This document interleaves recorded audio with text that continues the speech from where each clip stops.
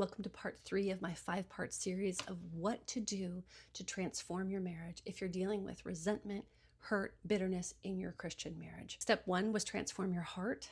Step 2 was renew your mind. Step 3, we call it fearfully and differently made. This is where you've got to deeply understand the differences between you and your spouse. We know we are fearfully and wonderfully made, but do we recognize how fearfully and differently we are made as well?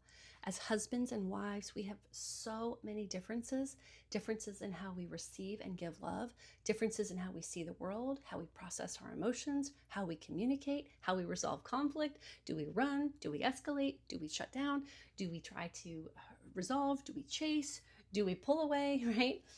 There are differences in how we're wired, our differences in our biochemistry and our cycles. Did you know husbands also have a cycle? Not only do women have a 28-day cycle until they hit perimenopause and menopause, and then the cycle is all over the place, but husbands have a 24-hour cycle where their testosterone is highest and earliest in the morning and it drops throughout the day. And the crazy thing is that if you don't recognize that cyclical pattern, you might be pulling on him when he is at his lowest, and you might be sabotaging your connection unknowingly. So that third shift is to understand how fearfully and differently you're made.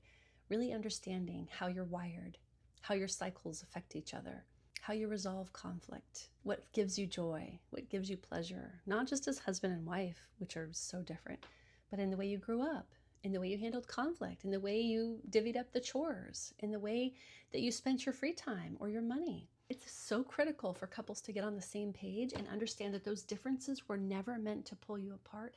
They were always meant to help you complement and fit together. And that's the third big shift you can make, is understand that just because your spouse is different doesn't make him or her wrong.